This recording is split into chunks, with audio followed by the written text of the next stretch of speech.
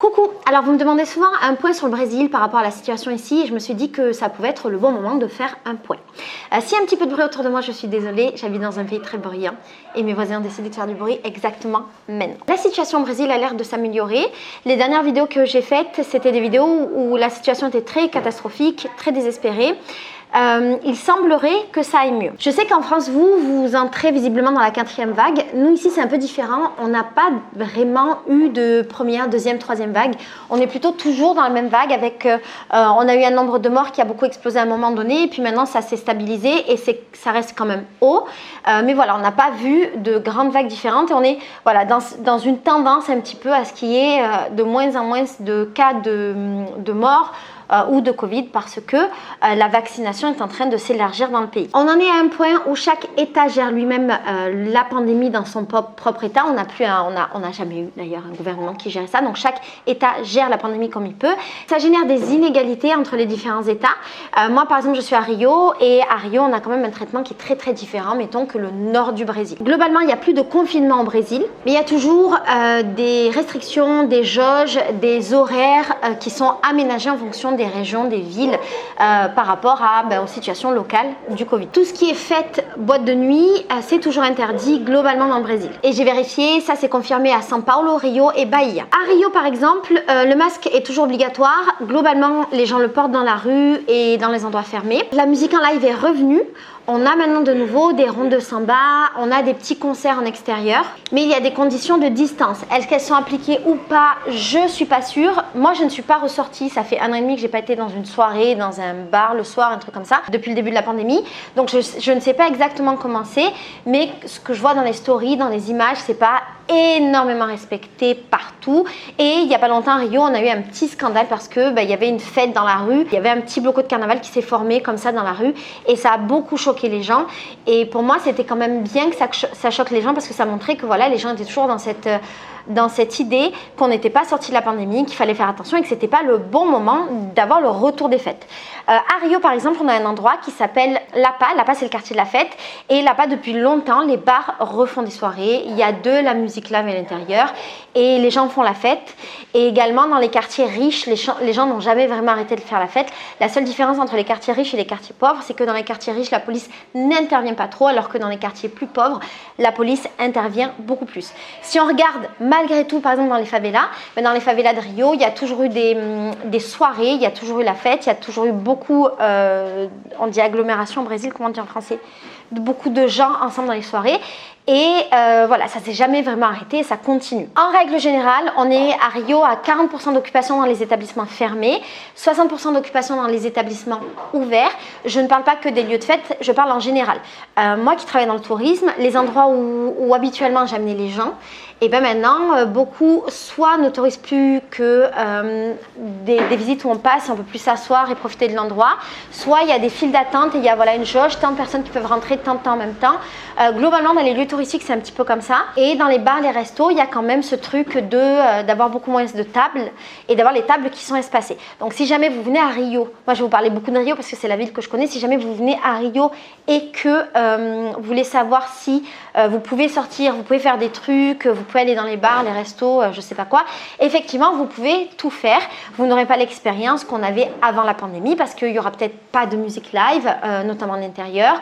S'il y a de la musique live en extérieur, ce ne sera pas partout. Voilà, il y aura moins d'animation, mais en tout cas, la vie normale commence un petit peu à revenir à Rio. La plupart des États prévoient des allègements un petit peu de partout, même si beaucoup sont encore dans le truc d'attente de voir comment ça va évoluer avec le variant Delta qui est en train d'arriver au Brésil. Les principales attractions touristiques au Brésil ont réouvert, par exemple les Lençóis ont réouvert, Foz do Iguaçu a réouvert, les grands parcs nationaux ont réouvert. Ici à Rio, quasiment tous les points touristiques sont réouverts depuis un petit moment. Donc si c'est une question que vous posez, si vous pouvez venir ici et avoir accès à tous les lieux touristiques, globalement, oui. Au niveau de la vaccination, à Rio, on a 36 500 000 personnes qui sont vaccinées. Donc on a pour l'instant 17,25% de la population qui est vaccinée, donc ça c'est plutôt cool. Il y a quand même beaucoup d'inégalités entre les différents États parce que comme c'est les États qui gèrent eux-mêmes leur vaccination, vu qu'il n'y a pas de plan national de vaccination, vaccination, vu que le gouvernement ne voulait pas vacciner la population, et ben chaque État gère sa propre vaccination et donc il y a des États qui ont eu les moyens de s'acheter des vaccins, d'autres qui n'ont pas eu les moyens. C'est très inégal entre les différents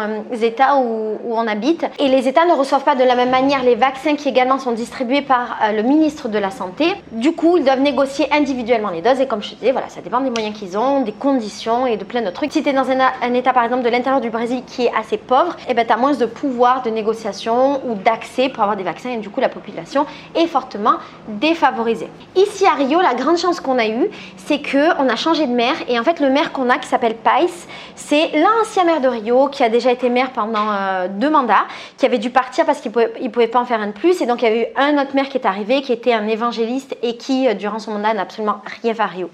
Il n'a rien fait si ce n'est détruire énormément de choses de Rio. Et donc là, on a le nouveau maire qui est arrivé et lui, il a immédiatement travaillé sur la question du coronavirus, de la vaccination. Il a fait en sorte que la vaccination accélère énormément et c'est pour ça que Rio, là où la dernière fois dans ma dernière vidéo je te disais qu'on était dans une situation très difficile avec quasiment tous les hôpitaux qui étaient pleins, avec des gens qui n'avaient pas des accès, des gens qui mouraient justement pour faute d'accès aux hôpitaux et aux soins, et bien maintenant ça va quand même beaucoup mieux et si on va à l'hôpital maintenant parce qu'on a le Covid ou autre chose, il y a des places de libre et les hôpitaux ne sont plus du tout complets. Le taux d'occupation reste quand même haut parce qu'on est dans une pandémie, mais on n'est plus dans une situation désespérée et ça, c'est vraiment merveilleux. À Rio, par exemple, 3,6 millions de personnes ont été vaccinées, qui représentent 56% de la population de Rio et 71% des adultes de plus de 18 ans. Moi-même, j'ai été vaccinée il y a quelques jours et j'étais hyper contente en tant que Française qui vit au Brésil d'avoir cette opportunité de pouvoir me faire vacciner gratuitement et d'avoir accès à un vaccin. J'ai eu d'ailleurs le vaccin chinois Coronavac qui est cool mais qui me bloque si je vais en France et ça c'est un autre sujet, j'en ai parlé dans mes stories Instagram et ces chiffres là ça représente la première dose et là il y a le rappel pour la deuxième dose qui va commencer. Par exemple dans mon cas je vais me faire vacciner de la deuxième dose dans un mois. En tout cas pour la première dose on a 30% de la population de Rio qui s'est fait vacciner et c'est hyper encourageant. Ça veut dire que le calendrier en fait de vaccination, il faut savoir d'ailleurs que c'est un peu différent de la France. Nous on a un calendrier de vaccination avec des jours et chaque jour des personnes de tel âge doivent se faire vacciner. Par exemple le vendredi dernier c'était toutes les femmes de 37 ans qui devaient se faire vacciner et c'était mon jour. Et donc on avait un calendrier comme ça et le maire de Rio a réussi plein de fois à avancer le calendrier et à faire en sorte que on soit vacciné beaucoup plus en avance que ce qui était prévu. Et si tout fonctionne bien, c'est-à-dire que si Rio continue à être approvisionné en vaccins, et bien d'ici novembre, toute la population de Rio sera vaccinée. Et alors, au moment où j'étais en train de tourner cette vidéo, il y a une notice qui est sortie que je n'avais pas vue, qui explique que le gouvernement Bolsonaro a empêché la distribution des doses de vaccins à Rio de Janeiro. Et en fait, voilà, c'était ce que je disais.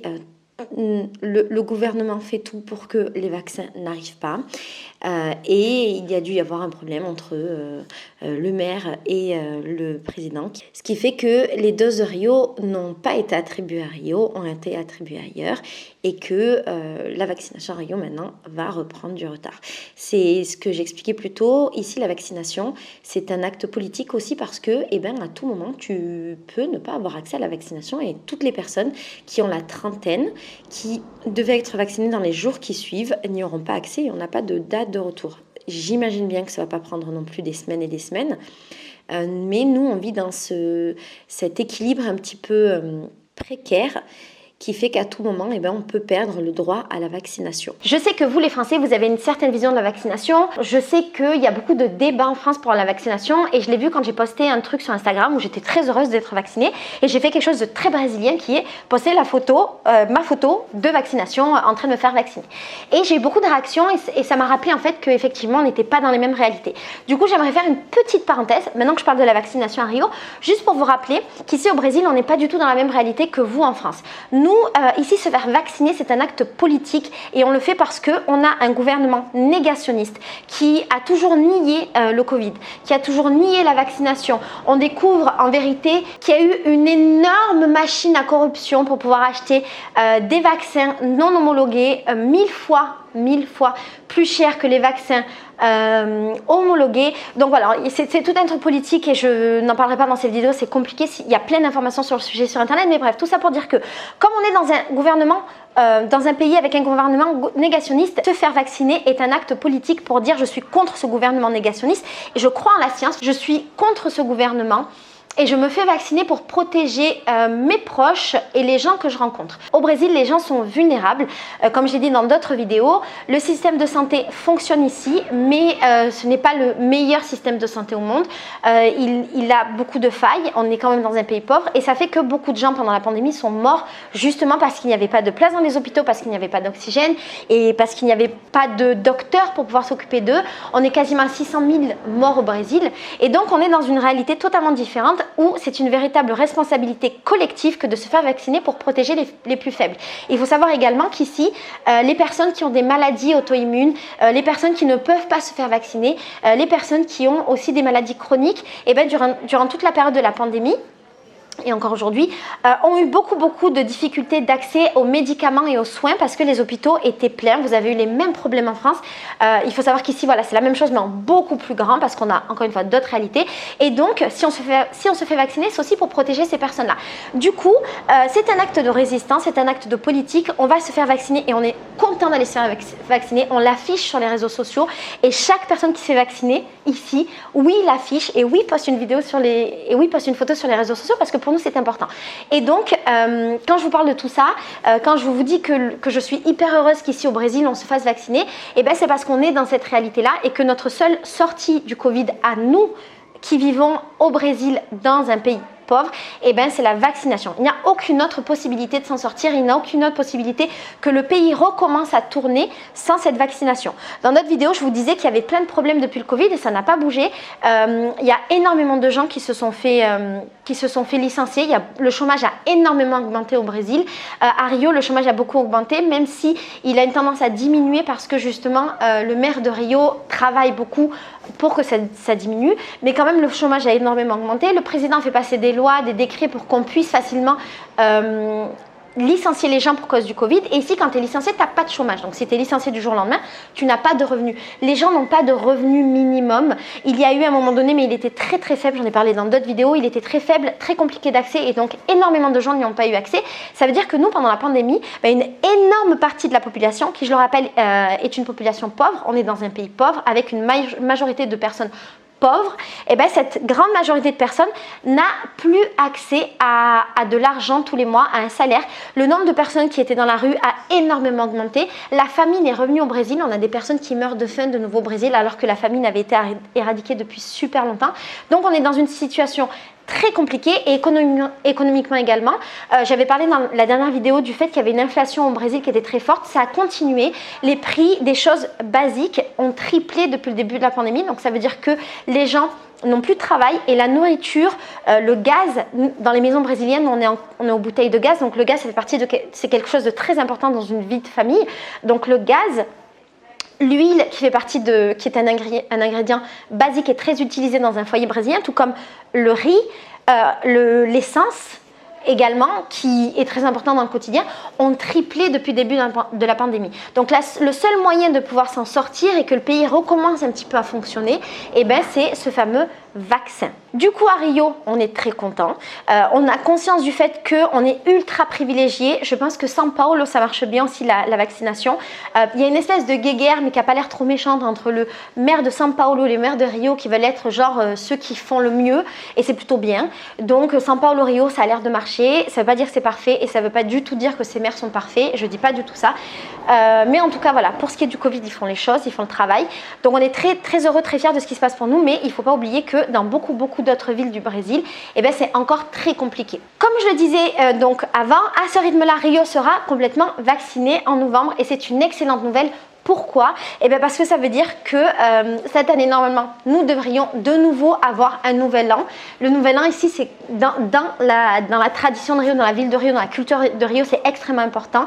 On l'a fait l'année dernière, donc cette année, on devrait avoir les festivités du nouvel an et on devrait avoir notre carnaval en février. Et ça, c'est une nouvelle qui est géniale. Ça ne veut pas dire que c'est sûr à 100% qu'on va avoir un carnaval. Le maire de Rio a laissé entendre de manière plus ou moins claire que si le calendrier de vaccination était respecté et si en novembre tout le monde était vacciné et que ça allait au niveau du variant Delta, parce qu'on est encore dans le vague, on ne sait pas comment ça va être pour nous. Généralement, nous, on a les trucs un peu après vous, quelques mois après vous. Donc, si ça se trouve, dans 3 mois, on va être dans une situation désespérée. On verra. Ou pas parce qu'on sera vacciné, je sais pas, je suis pas médecin. En tout cas, si tout va bien, on aura le carnaval.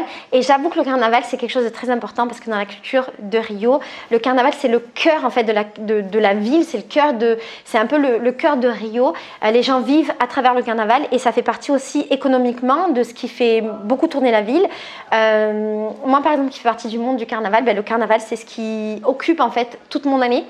Ne pas l'avoir eu l'année dernière, c'était très très dur. Et de savoir que potentiellement on va l'avoir cette année, c'est un peu comme voir la lumière au bout du tunnel. Si vous vous posez la question maintenant de est-ce qu'on peut voyager au Brésil, dans cette vidéo, je voudrais donner des informations pratiques. Je ne l'ai jamais fait dans les autres vidéos parce que je trouvais que ce n'était pas le bon moment de voyager au Brésil. Les frontières étaient officiellement fermées, mais officieusement. Bien entendu qu'il a toujours été possible de venir au Brésil et de partir au Brésil.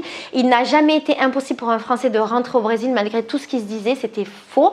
Il n'y a pas eu de rapatriement de Français non plus, il y a toujours eu des vols France-Brésil. Je n'en parlais pas dans mes vidéos parce que je trouvais que c'était pas le bon moment peut-être de faire du tourisme, en tout cas de le faire sans conscience et sans responsabilité. Moi-même, j'ai continué à travailler dans le tourisme et j'ai essayé de le faire de la manière la plus responsable, éthique et consciente possible. Mais maintenant, je pense qu'on peut de nouveau reparler de tourisme au Brésil. Les frontières ont officiellement réouvert entre la France et le Brésil. Maintenant, les personnes qui sont vaccinées peuvent venir au Brésil. Il faut juste qu'elles présentent leur test PCR et preuve de vaccin. Et ça leur suffit pour pouvoir prendre l'avion de la France au Brésil directement. Il n'y a plus besoin de motif impérieux. Vous pouvez venir et vous pouvez repartir Brésil-France sans aucun problème. Au Brésil, il n'y a pas d'obligation d'être vacciné et tout ce qu'on va vous demander, voilà, c'est un test PCR. Il n'y a pas d'obligation d'être vacciné, mais je vous conseille de venir vacciner. Pourquoi? Parce qu'ici, on a des variants, donc déjà pour vous protéger.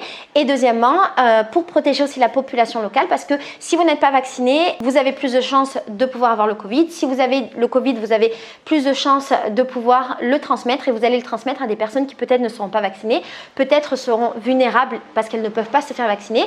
Et quand vous allez voyager dans le pays, peut-être que vous allez le transmettre à des personnes qui n'ont pas encore suffisamment accès au vaccin. Donc, vous allez encore plus fragiliser la population locale. C'est pour ça que je conseille aux personnes qui ne sont pas vaccinées d'attendre un petit peu ou de se faire vacciner pour venir au Brésil ou en tout cas de faire les choses avec énormément de conscience et de respect. Si jamais vous n'êtes pas vacciné, pour venir au Brésil dans tous les cas, il faut un motif impérieux, un test à faire avant et un test à faire après le voyage. Et quand vous rentrez en France, vous avez une quarantaine obligatoire de 10 jours à effectuer. Sachez que c'est contrôlé, qu'il y a une amende et que toutes les personnes qui sont rentrées de chez moi, qui n'étaient pas vaccinées et qui sont allées en France et qui ont été en quarantaine, se sont fait contrôler. Genre quasiment 100% des personnes, donc c'est quelque chose auquel vous ne pourrez pas échapper. Raison de plus pour privilégier le vaccin si jamais vous venez au Brésil. En ce qui concerne la vie de tous les jours, pour terminer cette vidéo, la vie normale, comme je l'ai dit dans plein d'autres vidéos, en fait elle a toujours plus ou moins été là parce que nous, on vit avec le Covid depuis le début du Covid parce qu'on a dû s'adapter. Je fais partie d'un milieu où on reste beaucoup quand même à la maison. Par exemple, moi en dehors des moments où je travaille, donc j'organise des voyages ici, en dehors de ces moments-là, je reste chez moi. Donc j'ai 3 semaines où je suis plus ou moins enfermée chez moi et 2 semaines où je travaille. On le fait pour des raisons politiques et aussi parce que on a conscience du fait que le vaccin ne s'est pas arrêté. À un moment donné, le président avait décidé d'enlever l'interdiction du port du masque. Je ne sais plus si finalement ça s'est fait ou pas, mais les gens ont continué à porter le masque et c'est devenu aussi un acte politique. Ça l'était déjà, mais maintenant c'est renforcé, un acte politique que de porter le masque dans la rue. J'ai dit précédemment dans la vidéo, généralement les gens continuent à le porter. Comme je te disais, les fêtes ne sont pas spécialement revenues. Il y a toujours cette conscience politique. Mais on sent quand même qu'on a cette fameuse lumière au bout du tunnel, que ça va beaucoup mieux. Et on continue à faire attention, mais je trouve qu'on est un peu moins stressé. C'est bien, c'est pas bien, je sais pas. Il y a effectivement peut-être du relâchement, mais ça fait du bien de se dire que voilà, pas juste de se dire qu'on commence à être vacciné, que d'ici quelques mois, c'est super proche, novembre, on sera tous vaccinés. Ça fait énormément de bien parce que le Covid a été très très difficile ici au Brésil. Je sais que ça l'a été aussi pour vous. Je pense que le Covid a été difficile pour tout le monde. Et donc là, ce serait bien qu'on revienne un petit peu à vraiment une vie normale et que et que ce soit un peu plus facile pour les gens d'ici.